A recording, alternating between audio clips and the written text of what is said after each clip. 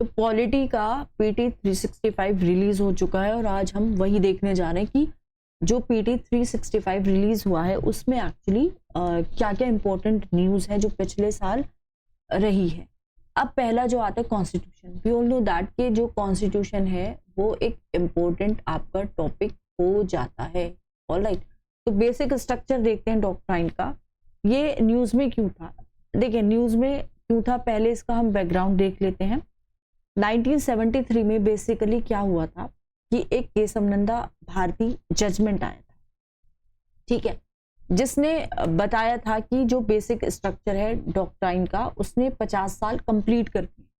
73 में ये केस आता है, 1973 में। इसमें क्या हुआ था बेसिकली कि केरला की जो गवर्नमेंट है उसने केशवनंदा एक पुरुष थे, उनकी एग्रीकल्चर लैंड को एक्वायर कर लिया। फाइन, ऐसा ही होता है जनरली जब भी कुछ डेवलपमेंटल प्रोजेक्ट चलते हैं तो जनरली सरकार क्या करती है कि लैंड का एक्विजिशन कर लेती है, फिर उसके लिए कॉम्पेंसेशन आपको मिलता है। तो यहाँ पे क्या हुआ था, केशवनंदा के साथ जब ऐसा हुआ, केशवनंदा ने एक पिटीशन फाइल कर दिया केरला गवर्नमेंट के अगेंस्ट, कहाँ पे, सुप्रीम कोर्ट। ठीक है, अभी आप देखो कि ये स्टेट लेवल पे ही ये केस जो है वो चल रहा है। तो इन्होंने ये कहा फिर केरला गवर्नमेंट का जो हुआ था कि under the Kerala land reforms act बना था एक 1963 में। उस एक्ट में ये था कि अगर केरला की सरकार को इतनी अनुमति दे दी गई थी कि वो लैंड को एक्विजिशन कर सकता है किसके लिए, डेवलपमेंट के लिए, राइट। तो यहाँ पे क्या आता है कि ये एक वायलेशन है किसका, राइट्स का, फंडामेंटल राइट्स का। कौन सी राइट्स, आर्टिकल 25 में जो आपको दी गई है, आर्टिकल 26 में, आर्टिकल 31 में कॉन्स्टिट्यूशन। इस केस को सुनते हैं 13 जजेस की बेंच सुप्रीम कोर्ट की। इसका आउटकम क्या निकलता है, आउटकम ये निकलता है कि यहाँ पे बताया गया कि बेसिक स्ट्रक्चर जो है कॉन्स्टिट्यूशन का या डॉक्ट्राइन का वो क्या है।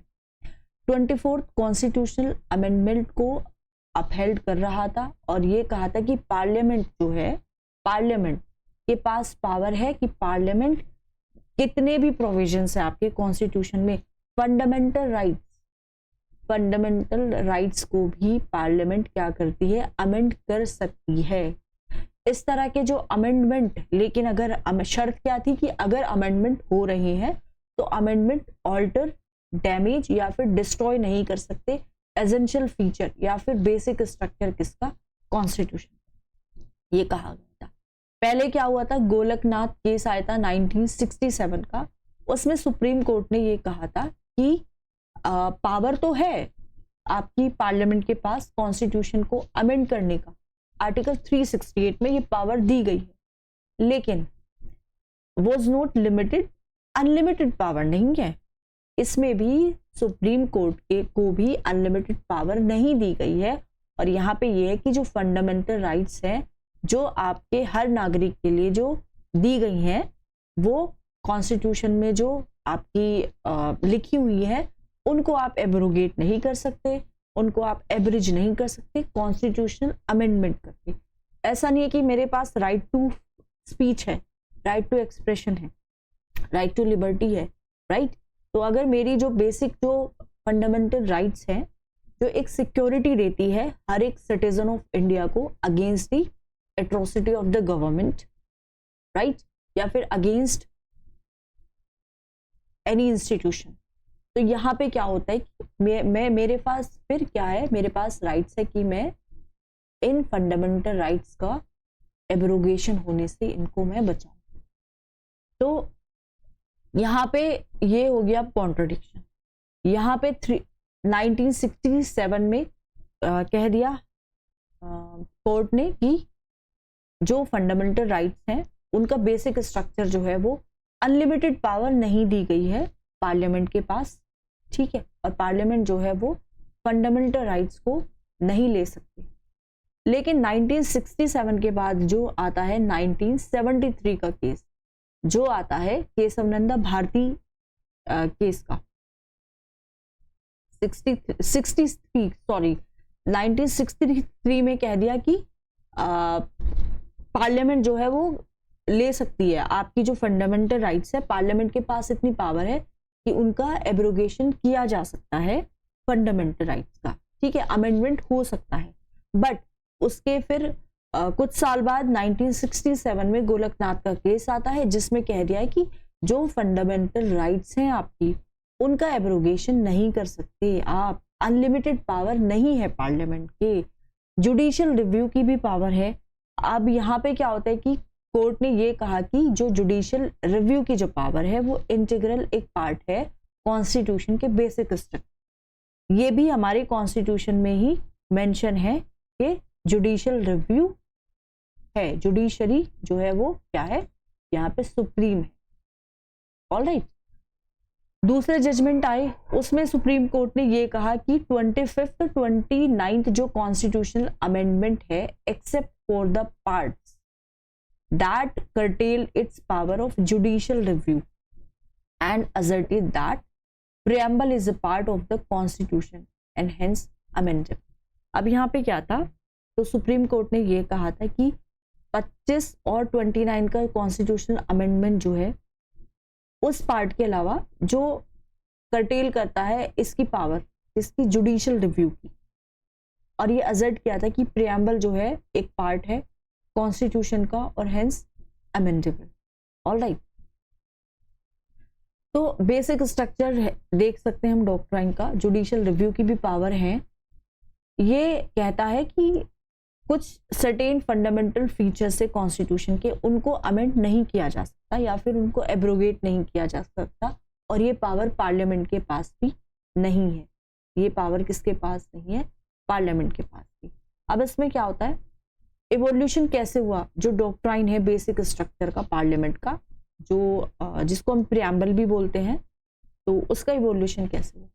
पार्लियामेंट अमेंड कर सकती है किसी भी पार्ट को इंक्लूडिंग फंडामेंटल राइट्स।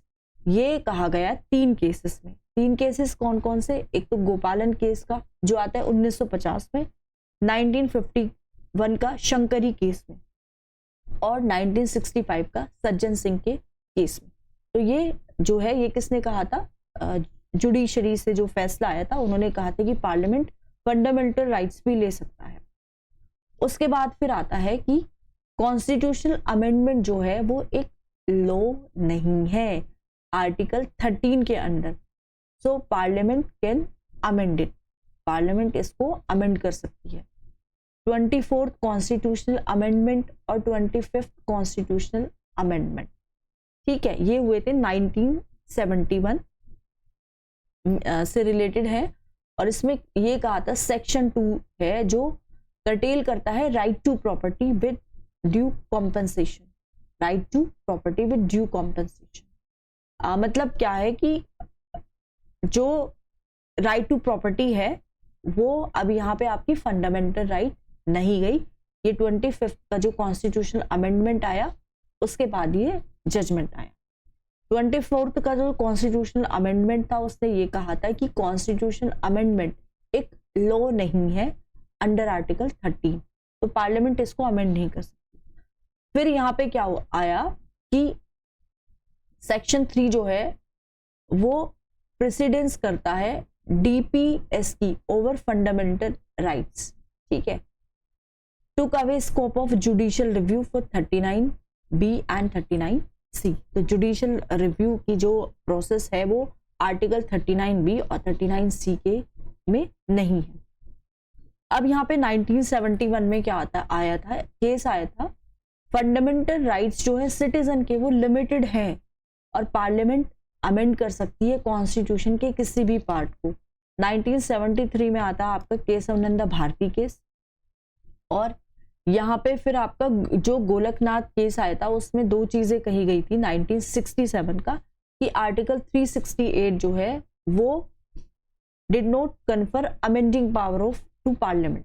आर्टिकल 368 जो है वो कन्फर ही नहीं करता है पार्लियामेंट को कि पार्लियामेंट के पास अमेंडिंग पावर है। फंडामेंटल राइट जो है वो अमेंड नहीं हो सकती पार्लियामेंट से, ये आया था। कुछ प्रिंसिपल्स जो क्या है प्रेजेंटली पार्ट है किसका, बेसिक स्ट्रक्चर, जैसे सॉवरेन इंडिया की ये बेसिक स्ट्रक्चर का पार्ट है। एसेंशियल फीचर्स किसका, इंडिविजुअल फ्रीडम्स का, जो हर सिटीजन के पास होना चाहिए। Mandate to build welfare state, supremacy किसका, कॉन्स्टिट्यूशन का, कि कॉन्स्टिट्यूशन सुप्रीम है। Republican and democratic form of government, okay. Secular और फेडरल कैरेक्टर है कॉन्स्टिट्यूशन का। अब आई होप कि आपको इसका मतलब है, मतलब हमारे यहाँ पे जो स्टेट का हेड होता है रिपब्लिकन में, स्टेट का हेड हमारे यहाँ पे इलेक्टेड होता है, राइट, जैसे कि प्रेसिडेंट। हालांकि उनके जो इलेक्शन होते हैं वो इनडायरेक्ट होते हैं, बट उनके जो इलेक्शन के थ्रू ही वो बेसिकली प्रेसिडेंट आते हैं। सेक्युलर है, फेडरल है। सेक्युलर का मतलब होता है कि हमारा जो इंडिया है, हमारे जो कॉन्स्टिट्यूशन है, उसने सभी रिलीजन को इक्वल इंपॉर्टेंस दी है, ठीक है। फेडरल स्ट्रक्चर है, फेडरल कैरेक्टर है हमारे कॉन्स्टिट्यूशन का, फेडरलिज्म है। जो पावर है वो स्टेट में एक तो सेंटर पे डिवाइडेड है, फिर एक आपका स्टेट पे डिवाइडेड है, और एक है आपका लोकल लेवल पे डिवाइडेड। तो ये फेडरलिज्म को क्या करता है, प्रमोट करता है। सेपरेशन कर दिया पावर का, लेजिस्लेचर का फंक्शन अलग है, एग्जीक्यूटिव का अलग है, और जुडिशरी का अलग है। यूनिटी और इंटीग्रिटी की बात करता है नेशन की। जुडिशियल रिव्यू जो कि इम्पोर्टेंट चीज है बहुत, ये फंडामेंटल राइट्स जो है, और डीपीएसपी, देखिए फंडामेंटल राइट्स हमारे एनफोर्सेबल हैं, ठीक है।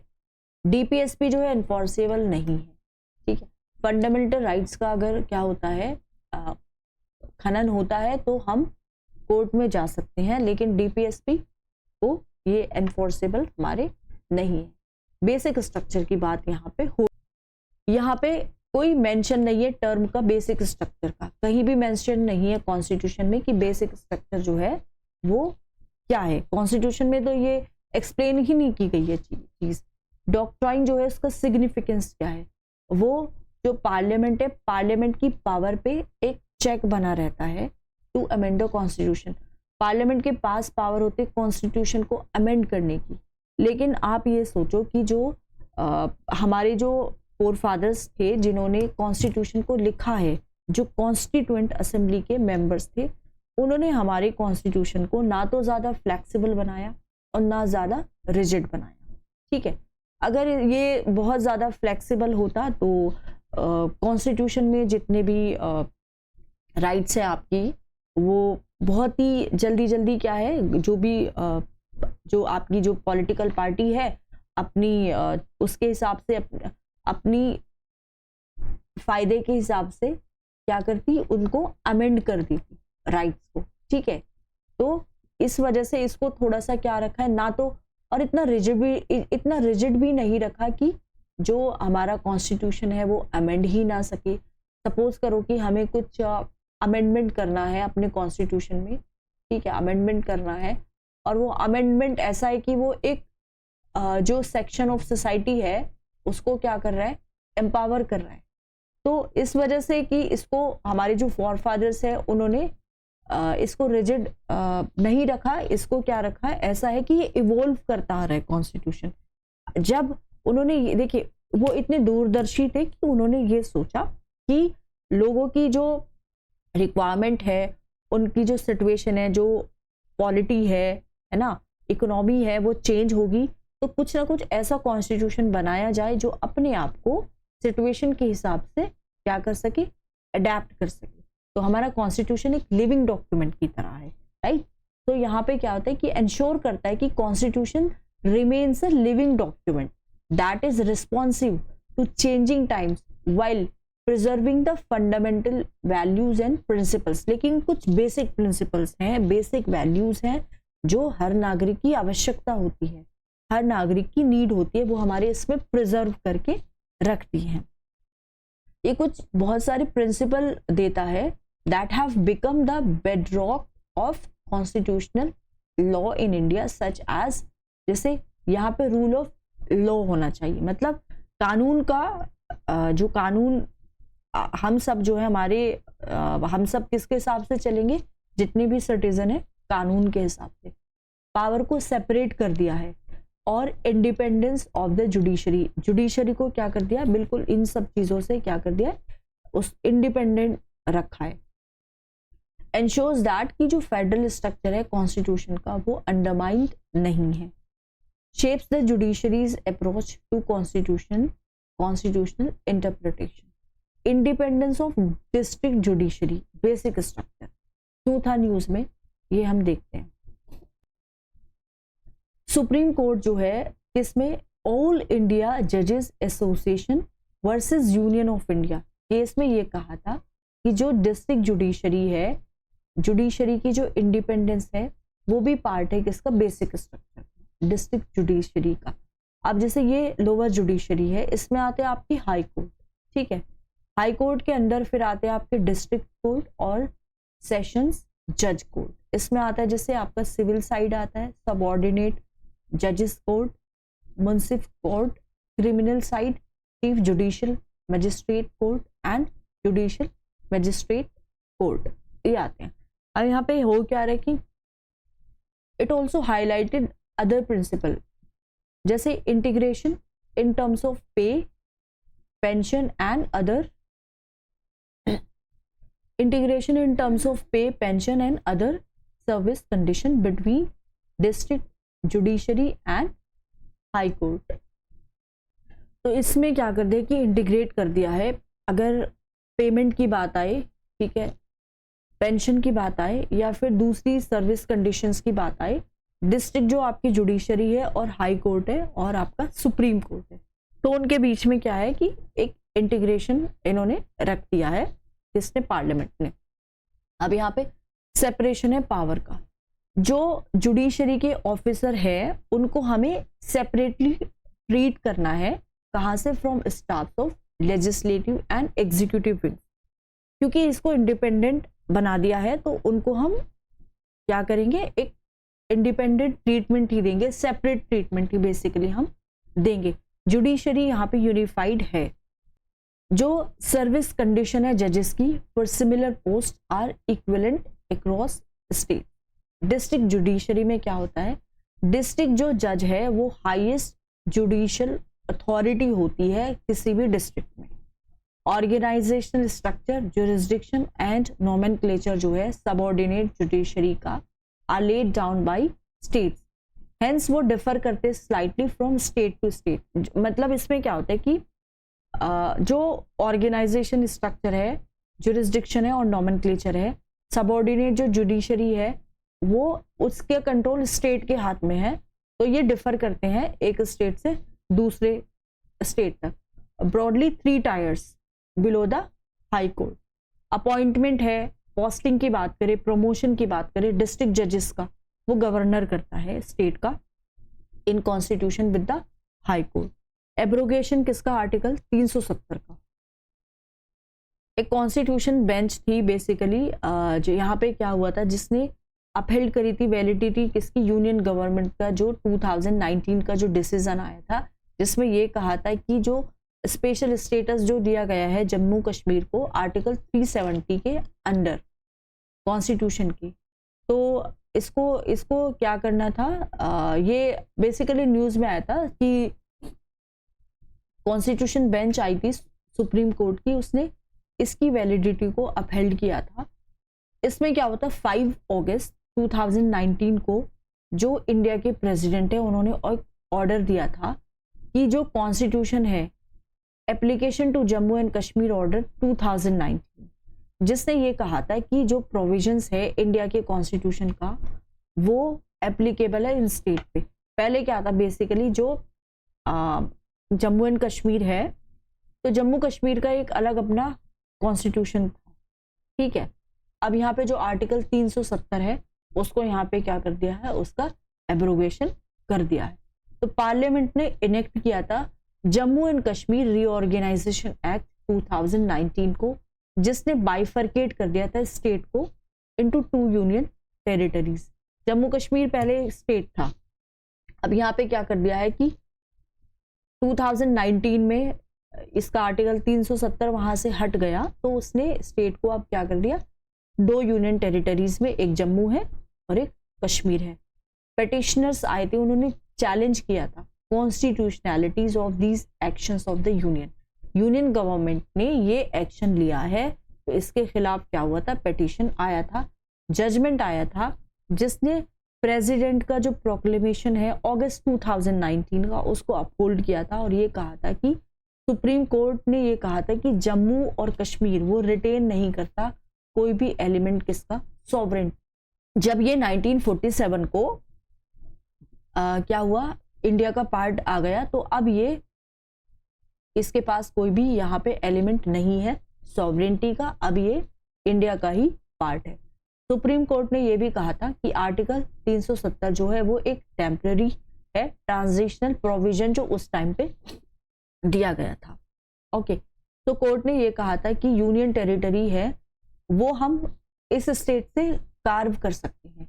पार्लियामेंट में बाय लॉ, या तो चाहे पार्लियामेंट एक नया स्टेट बना सके जो यूनियन टेरिटरी है उसको सेपरेट करके किसी भी स्टेट, पार्लियामेंट के पास ये पावर है कि सपोज करो एक यूनियन टेरिटरी है तो पार्लियामेंट उसको उसमें से एक अलग सेपरेट स्टेट बना सकता है, या फिर दो या दो से ज्यादा स्टेट को या पार्ट ऑफ स्टेट्स को वो क्या कर सकता है, by uniting any territory to a part of any state.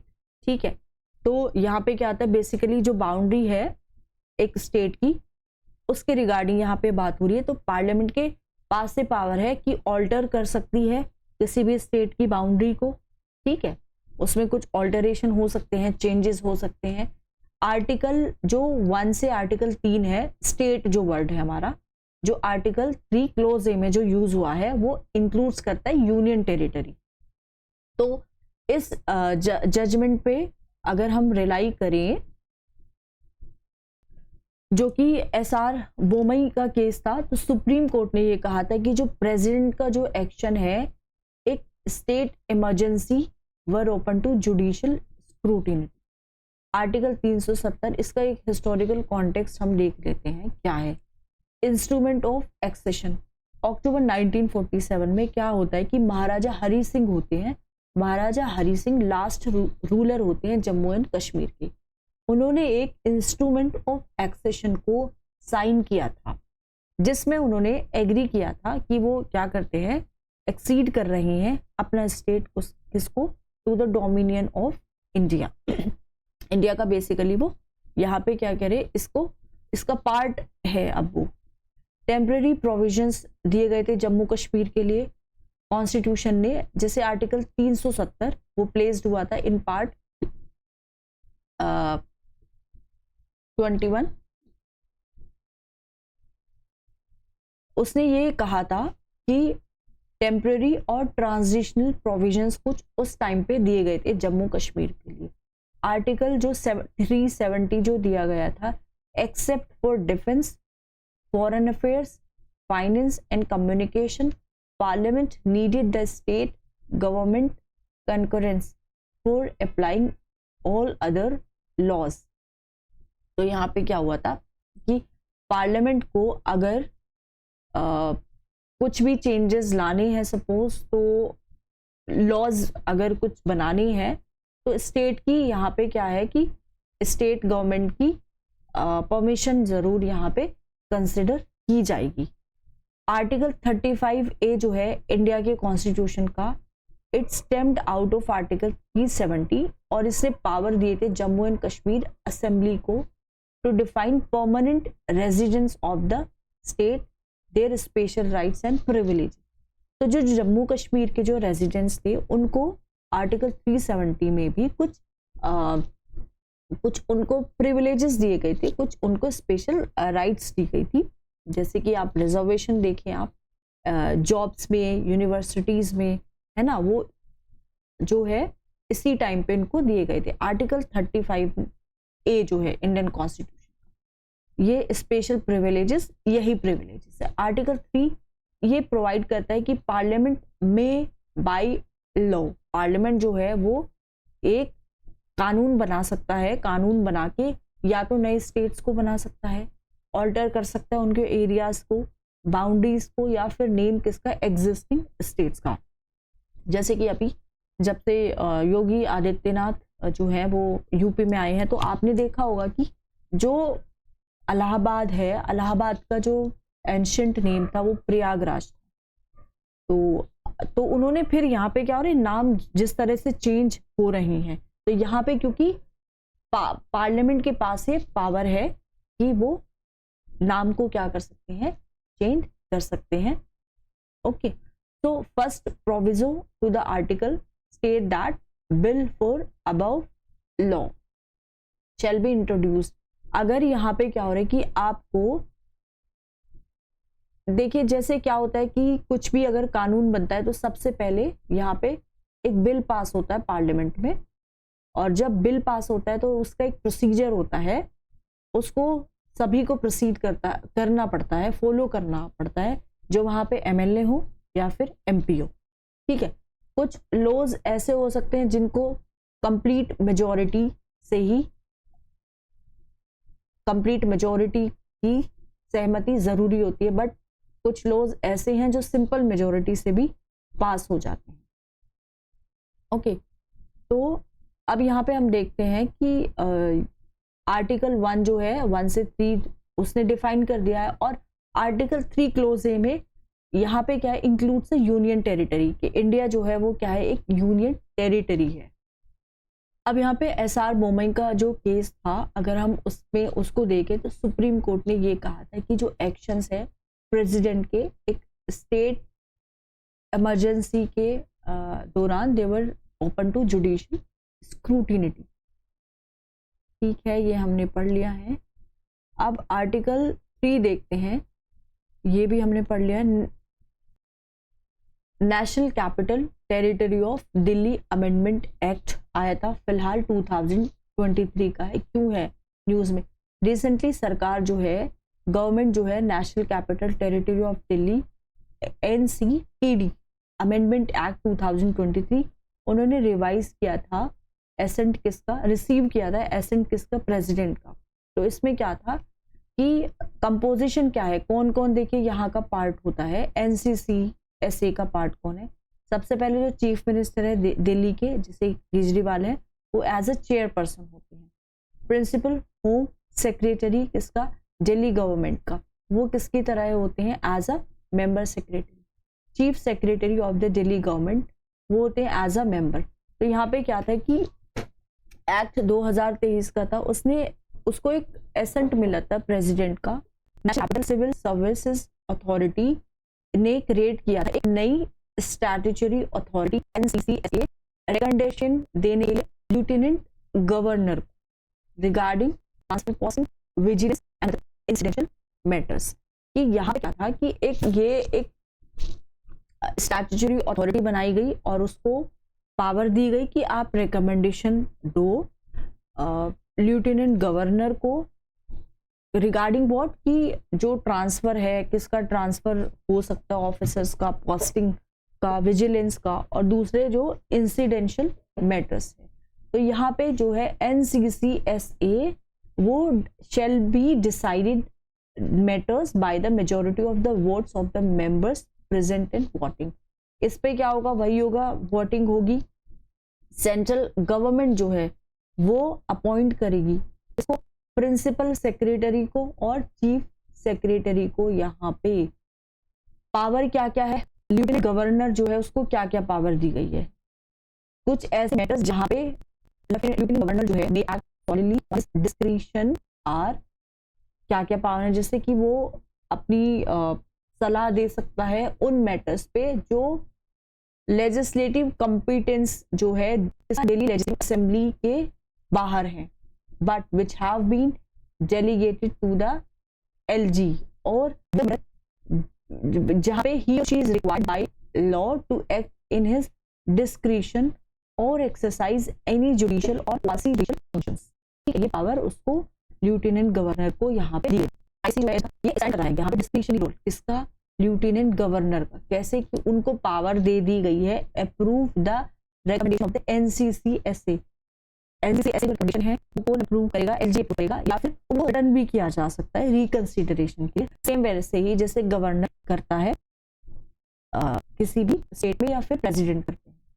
तो जो LG का डिसीजन है वो फाइनल होगा। अगर डिफरेंस है, यहाँ पे बहुत सारे ओपिनियन हैं और उनके बीच में और अथॉरिटी के बीच में, तो जो उनका डिसीजन होगा वो फाइनल होगा। Disposal of matters by ministers, कुछ मैटर्स जो हैं वो must be submitted to the LG by the ministers of Delhi government. ठीक है, दिल्ली गवर्नमेंट के जो मिनिस्टर्स है, कुछ मैटर्स को उन्हें लेफ्टिनेंट गवर्नर को ही देना पड़ेगा, या तो चीफ मिनिस्टर के थ्रू या फिर चीफ सेक्रेटरी, उनके ओपिनियन के लिए। And prior to the issue of any order, ये इंक्लूड करता है प्रपोजल जो अफेक्ट करती है पीस और ट्रैंक्विलिटी ऑफ दिल्ली। रिलेशंस किसके बीच में? दिल्ली गवर्नमेंट के बीच में, सेंट्रल गवर्नमेंट के बीच में, सुप्रीम कोर्ट के बीच में, फिर कोई स्टेट गवर्नमेंट है उसके बीच में। समनी, प्रोरोगेशन, डिसोल्यूशन किसका? लेजिस्लेटिव असेंबली का। और मैटर्स जिस पे एलजी को एक ऑर्डर देना है इन हिज सोल डिस्क्रिशन। इसका पहले देख लेते हैं जो नेशनल कैपिटल है, नेशनल कैपिटल जो है दिल्ली। गवर्नेंस मॉडल देखते हैं। क्लासिफिकेशन एज यूनियन टेरिटरी, देखिए under the states reorganisation act आया था 1956 में, तो दिल्ली को वहां पे एक यूनियन टेरिटरी का दर्जा दिया गया था आर्टिकल 239 के अंडर कॉन्स्टिट्यूशन का। इसने ये कहा था कि जो यूनियन टेरिटरी है, ठीक है, जो डायरेक्टली गवर्नड है by the president, union territory जो डायरेक्टली गवर्नड है बाय द प्रेसिडेंट और an administrator appointed by the president. ठीक है, स्पेशल स्टेटस दिया गया था जिसमें ये कहा था following the recommendation of the S Balakrishna committee, जो एस बालाकृष्ण कमेटी रिकमेंडेशन के बाद फिर 1991 में एक 69 कॉन्स्टिट्यूशनल अमेंडमेंट एक्ट हुआ था, तो उसने दिल्ली को एक स्पेशल स्टेटस दिया था और इसको national capital territory of Delhi दे दिया था। तो ये हुआ था 1991 में। इसने 239 ए आर्टिकल को ऐड किया था कॉन्स्टिट्यूशन में और दिल्ली को एक यूटी बना दिया था with a legislature and a council of minister. तो यहाँ पे काउंसिल ऑफ मिनिस्टर्स भी हैं और लेजिस्लेचर्स भी है। लेफ्टिनेंट गवर्नर को यहाँ पे उसका एडमिनिस्ट्रेटर बना दिया गया है दिल्ली का, operating with the aid and advice of the council of ministers of Delhi. तो काउंसिल ऑफ मिनिस्टर्स और आपका लेफ्टिनेंट गवर्नर, वो क्या होंगे? लेफ्टिनेंट गवर्नर उनकी एडवाइस पे काम करेगा काउंसिल ऑफ मिनिस्टर्स की। दिल्ली लेजिस्लेचर्स के पास क्या क्या पावर है? दिल्ली की जो लेजिस्लेटिव असेंबली है उसके पास पावर है उस सब्जेक्ट्स पे कानून बनाना,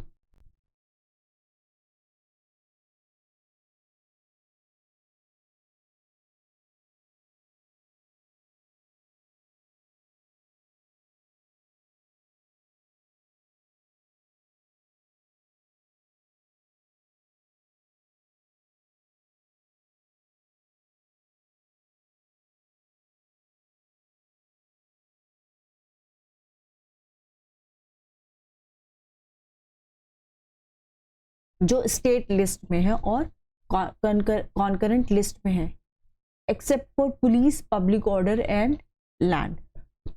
पुलिस, पब्लिक ऑर्डर और लैंड, इस पे कानून नहीं बना सकते दिल्ली के लेजिस्लेटिव असेंबली। इसके अलावा बाकी जो सब्जेक्ट्स है जैसे स्टेट लिस्ट के हैं, कॉन्करेंट लिस्ट के हैं, उस पे कानून बनाया जा सकते हैं।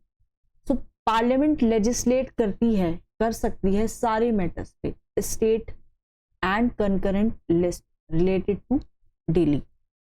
GNCDT एक्ट, गवर्नमेंट जो है national capital territory of Delhi act 1991 जो आया था, उसने कहा था एक फ्रेमवर्क बेसिकली बनाया था इसके लिए कि दिल्ली की जो असेंबली है और दिल्ली की जो गवर्नमेंट है वो कैसे काम करेगी। इसमें एक प्रिवेंटिव डिटेंशन भी बनाया था। अब यहाँ पे देखते हैं कि एडमिनिस्ट्रेशन कैसे इवॉल्व हुआ। दिल्ली का एडमिनिस्ट्रेशन 1951 में दिल्ली मेड अ पार्टसी स्टेट की जो जैसे कि जब 1947 के बाद स्टेट्स का, बहुत सारे स्टेट्स का बेसिकली ग्रुपिंग हुई थी, तो उसमें जो दिल्ली है वो हमारे पार्ट सी में आई थी। तो 1952 में क्या किया कि लेजिस्लेटिव असेंबली को क्रिएट किया गया था, वो created with elected chief minister. एक लेजिस्लेटिव असेंबली थी और एक इलेक्टेड आपका चीफ मिनिस्टर। 1956 में फिर क्या होता है, स्टेट रीऑर्गेनाइजेशन एक्ट आता है, तो उसमें दिल्ली को अब एक यूटी बना दिया गया। 1996 में फिर क्या होता है, दिल्ली एडमिनिस्ट्रेशन एक्ट आया था, provided for a limited representative government in Delhi, provided for a limited representative government in Delhi. 69 constitutional amendment act आया और GNCDT एक्ट आया 1991 का, फिर ये पास हो गया। अब ये जो है आपका 2021 में जो लेटेस्ट आया है GNCDT अमेंडमेंट एक्ट आया है 2021 का। तो अब हम देखते हैं प्रिवेंटिव डिटेंशन। सुप्रीम कोर्ट जो है, जब ये सुप्रीम कोर्ट जो है उस वाइल सेटिंग असाइड अ डिटेंशन ऑर्डर, उससे ये ऑब्जर्व किया था कि ये जो प्रिवेंटिव डिटेंशन है, लॉज है, वो हमारे पास एक कॉलोनियल लेगेसी है। कॉलोनियल लेगेसी का मतलब है कि जब हमारे इंडिया में, हमारे भारत में ब्रिटिशर्स का रूल था, तो उस वक्त कुछ लॉज उन्होंने बनाए थे जिसमें हमारा प्रिवेंटिव डिटेंशन जो है वो भी एक उन्हीं का एक लॉ है जो अभी भी चलता आ रहा है हमारे इंडिया में। And they must be use only in the rarest of rare cases. अब ये भी कहा गया था कि प्रिवेंटिव डिटेंशन जो है वो आप ऐसे ही उसको यूज नहीं कर सकते, बिकॉज हम अगर इसको लाइटली यूज करेंगे तो बिल्कुल बहुत सारे जो इंडिविजुअल है, सिटीजन्स है, उनकी फंडामेंटल राइट जो है उस पर कहीं ना कहीं खनन होगा। तो हम इसको सिर्फ रेयरेस्ट ऑफ रेयर केसेस में यूज कर सकते हैं। प्रिवेंटिव डिटेंशन है क्या? देखिए, इसका मतलब है कि हम एक पर्सन को क्या कर सकते हैं, हम एक पर्सन का डिटेंशन कर सकते हैं बिना ट्रायल्स के और बिना कन्विक्शन के बाय कोर्ट, या फिर एक उसको, जैसे क्या होता है कभी कभी कि हमें लगता है कि एक ऐसा इंडिविजुअल है, सिटीजन है इंडिया का, जो कि हमें लगता है कि वो एक हार्मनी उसकी वजह से इम्पैक्ट हो सकती है, या फिर वो देश के लिए खतरा हो सकता है, या फिर कुछ ऐसी एक्टिविटी कर रहा है जो सोसाइटी के लिए अच्छी नहीं है, राइट। तो उसमें उसका क्या हो सकता है, प्रिवेंटिव डिटेंशन के तहत उसका अरेस्ट हो सकता है। इसका पर्पस क्या है कि हमें सिर्फ उस इंसान को एक ऑफेंस कमिट करने से रोकना है जो वो नियर फ्यूचर में कर सकता है। Protection against arrest and detention, article 21 close 1 and 22 close 2 वो अवेलेबल नहीं है उस पर्सन को जिसको प्रिवेंटिव डिटेंशन लॉज के अगेंस्ट अरेस्ट किया गया। पार्लियामेंट के पास ही यहाँ पे एक्सक्लूसिव अथॉरिटी है लॉज बनाने को प्रिवेंटिव डिटेंशन की, for reason connected with defence, India की डिफेंस की बात हो, फॉरेन अफेयर्स की बात हो, या सिक्योरिटी की बात हो इंडिया की। अब यहाँ पे क्या होता है, दोनों पार्लियामेंट एज वेल एज जो स्टेट लेजिस्लेचर्स है वो दोनों आपस में इस पे लॉज बना सकते हैं, ठीक है। उन रीजन के साथ जो कनेक्टेड है स्टेट की सिक्योरिटी को लेके, पब्लिक ऑर्डर को मेंटेनेंस को लेके, या फिर जो सप्लाईज है, सर्विसेज है, उनकी मेंटेनेंस को लेके। मल्टीपल लॉज है जैसे कि कोड ऑफ क्रिमिनल प्रोसीजर जिसको CCP बोलते हैं, NDPS जिसको हम बोलते हैं narcotic drug psychotropic substance act 1985 का, unlawful activities prevention act etcetera permit करता है ये प्रिवेंटिव डिटेंशन, ठीक है। अब यहाँ पे हम देखते हैं कॉन्स्टिट्यूशनल प्रोविजंस क्या है जो रिलेटेड है to preventive detention. Article 22 clause 1, कोई भी पर्सन है can be detained in custody without being informed of ground of arrest. आपको, मुझे, किसी को भी अरेस्ट कर लिया जाता है अगर सरकार को ये लगे कि ये जो बंदा है उसकी वजह से जो हार्मनी है वो बैलेंस हार्मनी जो है वो हैम्पर हो रही है, देश की जो सिक्योरिटी है उस पर इम्पैक्ट पड़ने वाला है। आर्टिकल 22 क्लोज 2, हर एक जो पर्सन है जो अरेस्टेड है, डिटेन्ड है कस्टडी में, उसको मजिस्ट्रेट के सामने ले जाना पड़ेगा within 24 hours of such an arrest. Judicial pronouncement related to preventive detention, Gopalan case versus state of Madras case आया था 1950 का, जिसमें जो अदालत है उसने ग्रीन फ्लैग दे दिया था प्रिवेंटिव डिटेंशन एक्ट को 1950 का। केस आया था एक 1954 में, जिसमें सुप्रीम कोर्ट ने कहा एक कॉम्पिटेंट नहीं है इक्वल करने के लिए रियलिटी और case as method date security of country, country की सिक्योरिटी की जिम्मेदारी स्टेट्स पे भी उतनी ही आती है। अब यहाँ पे आया था आर्टिकल 22 क्लोज 4, कोई भी पर्सन है अगर आप उसको डिटेन कर रही है तो उसको 3 मंथ से ज्यादा टाइम के लिए आप नहीं कर सकते हो। एक एडवाइजरी बोर्ड है, ये कंफर्म करता है कि यहाँ पे एक सफिशिएंट कॉज होना चाहिए for continuation of such detention. अगर आप उसको 3 मंथ से ज्यादा के लिए उसको अरेस्ट कर रही हो तो आपके पास एक उसका अरेस्ट करने का एक वैलिड रीजन होना चाहिए। आर्टिकल 22 क्लोज 7 कहता है कि कोई भी पर्सन जो उसको प्रिवेंटिव डिटेंशन के तहत जेल में डाला है और उसको 3 मंथ से ज्यादा हो गए हैं, ठीक है, और एक एडवाइजरी बोर्ड की ओपिनियन भी नहीं ली है, तो इफ पार्लियामेंट बाय लॉ, तो यहाँ पे क्या होगा, पार्लियामेंट के पास अधिकार है कि वो प्रोवाइड्स कर सके मैक्सिमम पीरियड किसका, इतने डिटेंशन का, सर्कमस्टांसेस का, क्लासेस ऑफ पर्संस का एंड क्लासेस ऑफ केसेस का to which such are law में अप्लाई।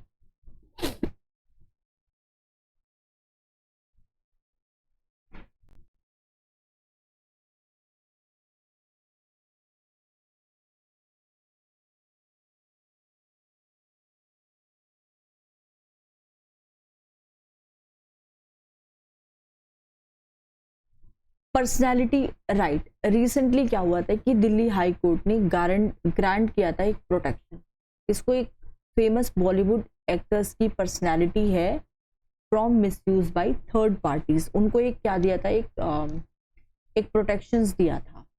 अब पर्सनैलिटी राइट्स क्या है, देखिए पर्सनैलिटी राइट जो है वो राइट है पर्सन की जो प्रोटेक्ट करती है उसकी पर्सनैलिटी को अंडर राइट टू प्रिवेसी और राइट और प्रॉपर्टी। तो ये पर्सनैलिटी राइट है, जैसे राइट टू प्रिवेसी, मेरे पास राइट टू प्रिवेसी है, right to privacy for example मैं किसी हॉस्पिटल में अपना ट्रीटमेंट करा रही हूँ तो वहाँ पे हॉस्पिटल वालों के पास मेरा डेटा होगा, ठीक है, वो डेटा जाता है, सपोज करो रिसर्च साइंटिस्ट वो डेटा ले रही है, तो मेरे पास से अधिकार है कि जो मेरे जो डेटा है मेरा हेल्थ से रिलेटेड है, मैं ये एक एग्जांपल आपको दे रही हूँ, हेल्थ से रिलेटेड है, उसको क्या है, उसको लीक ना किया जाए, मतलब मेरी जो डिटेल्स हैं उनको क्या हुआ जाए, आम जनता के सामने उसको हाइड किया जाए।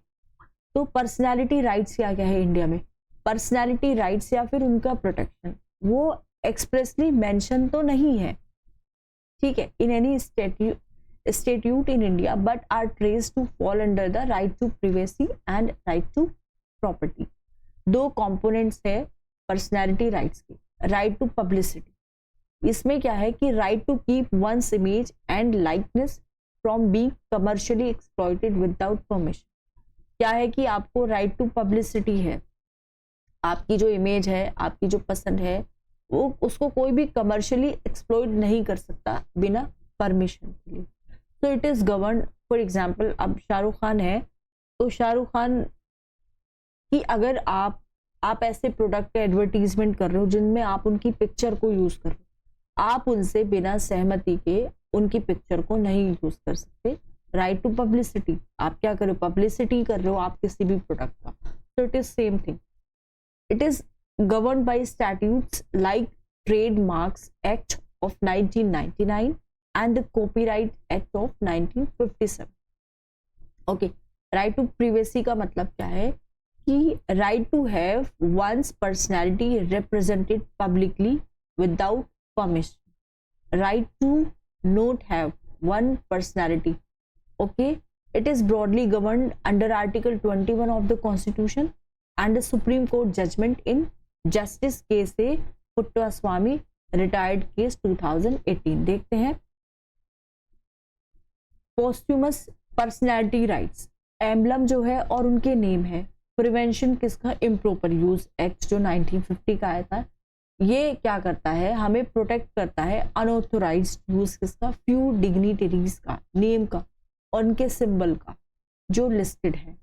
आईपीसी अगर एक नेगेटिव रेफरेंस या फिर डेरोगेटरी रिप्रेजेंटेशन करता है कोई किसी भी मरे हुए पर्सन की रेपुटेशन को लेके या फिर उनकी फैमिली को लेके, तो एक डिफेमेशन सूट होगा, वो फाइल हो सकता है under the Indian penal code. Personality rights under international convention, यहाँ पे कोई एक्सप्लिसिट इंटरनेशनल कन्वेंशन नहीं है या फिर ट्रीटी नहीं है on protection of publicity rights today, ठीक है, personality rights under international convention. However कुछ सर्टेन पब्लिसिटी राइट्स हैं जो डेराइव कर सकते हैं फॉलोइंग इंटरनेशनल कन्वेंशन से, जैसे कि रोम कन्वेंशन है 1961 का, ये प्रोटेक्ट करता है परफॉर्मर्स की राइट को, फोनोग्राम को, फोनोग्राम प्रोड्यूसर्स को राइट्स को और ब्रॉडकास्टिंग राइट्स को। ट्रिप्स एग्रीमेंट 1994 का जो सिक्योर करता है कुछ राइट्स किसका, फोनोग्राम प्रोड्यूसर्स का, लाइव परफॉर्मर्स का और ब्रॉडकास्ट राइट्स का। वीपो परफॉर्मेंसेज एंड फोनोग्राम ट्रीटी, ये प्रोटेक्ट कर रहा है राइट किसकी, उन परफॉर्मर्स की और फोनोग्राम प्रोड्यूसर्स की, पर्टिकुलरली जो डिजिटल एनवायरनमेंट में होते हैं। अब यहाँ पे हमें देखना है कि कॉन्स्टिट्यूशन में क्या क्या प्रोविजंस दिए गए हैं पर्सनालिटी राइट्स के रिगार्डिंग। आर्टिकल 21 है, वो ये कहता है कि कोई भी जो पर्सन है shall be deprived of his life or personal liberty except according to a procedure established by law, ठीक है। तो कोई भी इंसान है, हम उसकी पर्सनल लिबर्टी नहीं ले सकते, उसकी लाइफ नहीं ले सकते, ठीक है, उसकी लाइफ नहीं ले सकते except according to procedure established by law.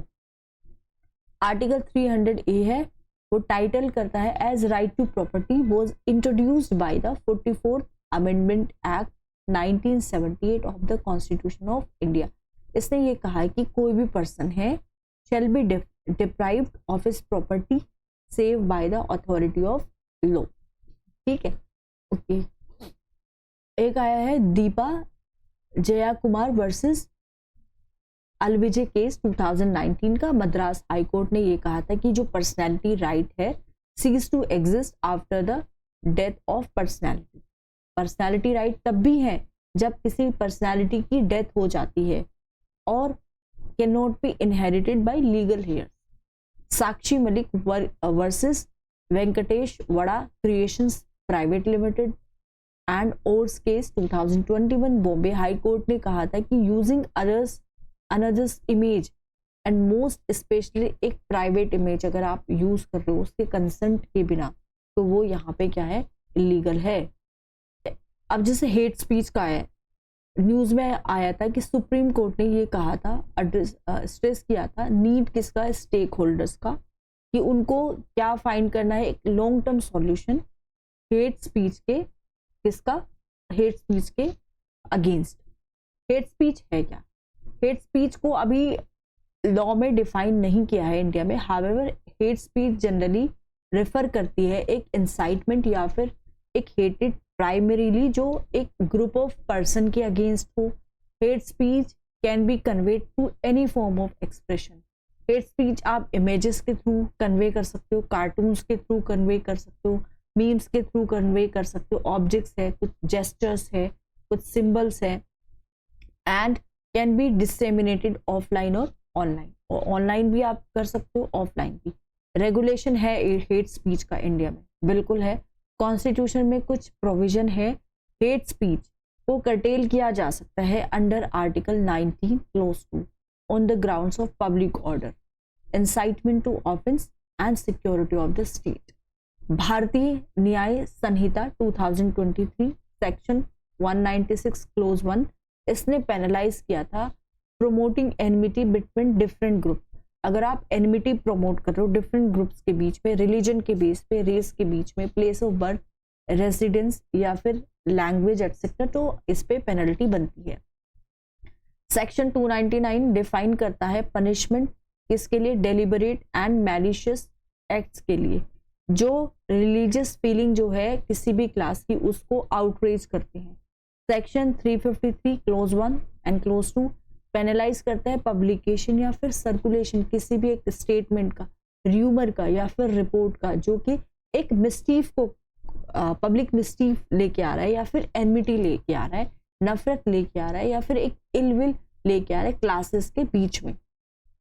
अब यहाँ पे representation of people act 1955 section 8 disqualify करता है एक भी पर्सन को इलेक्शन को कॉन्टेस्ट करने से अगर वो ये है कि उसने एक हेट स्पीच दी है या फिर freedom of speech and expression का इलिजिमिटेट क्या किया है, उसने यूज किया है। सेक्शन 123 क्लोज 3A और सेक्शन 125 प्रोहिबिट्स करता है प्रमोशन किसका, एनिमिटी का, इस ग्राउंड पे रिलीजन के, रेस के, कास्ट के, कम्युनिटी के, लैंग्वेज के, in connection with election as corrupt electoral practice. Protection क्या है, civil rights act 1955 section 7 penalise करता है incitement to and encouragement of untouchability through words. अगर आप अनटचेबिलिटी को प्रैक्टिस कर रहे हैं वर्ड्स के थ्रू, आइदर स्पोकन और रिटन या फिर साइन के थ्रू या फिर विजिबल रिप्रेजेंटेशंस के थ्रू या फिर किसी और तरीके से, तो सेक्शन 7 जो है protection of civil rights act 1955 का सेक्शन 7 आपको पेनलाइज करता है। Religious institution prevention of misuse act 1988 section 3 clause D prohibits करता है रिलीजियस इंस्टीट्यूशंस को या फिर उनके मैनेजर्स को रिलीजियस प्रीमाइसेस को अगर आप यूज कर रहे हो डिसहार्मनी को प्रमोट करने के लिए या फिर हेटेड फैला रहे हो अमंग वेरियस रिलीजियस ग्रुप, तो यहाँ पे भी आपको पेनल्टी लगेगी। अब इसमें judicial pronouncement related to hate speech, Pravasi Bhalai संगठन वर्सेस यूनियन ऑफ इंडिया 2014 में आया था। सुप्रीम कोर्ट ने रिकॉग्नाइज किया था कि हेट स्पीच के negative impact refer to matter to the law commission for in depth examination. Hate speech के इन डेप्थ एग्जामिनेशन को इनको बेसिकली भेजा गया था। Shreya Singhal versus union of India 2015 supreme court held that कि एक रीजनेबल रेस्ट्रिक्शंस जो है आर्टिकल 19 क्लोज 2 के अंडर होना चाहिए on free speech and expression may be imposed only if it incites violence or leads to public disorder. Amish Devgan versus union of India 2022 supreme court ने highlight किया था need to balance the competing interest of free speech and prevent the spread of hated and communal disharmony. Amish Devgan जो एक journalist भी है, ठीक है, तो यही कहा था कि आपको जो हेट स्पीच बेसिकली मना किया था कि ये जो फ्री स्पीच है आप ऐसी स्पीच ना दो, आप ऐसे वर्ड्स ना स्प्रेड करो जिससे कि कम्युनल डिसहार्मनी हो जाए। नेक्स्ट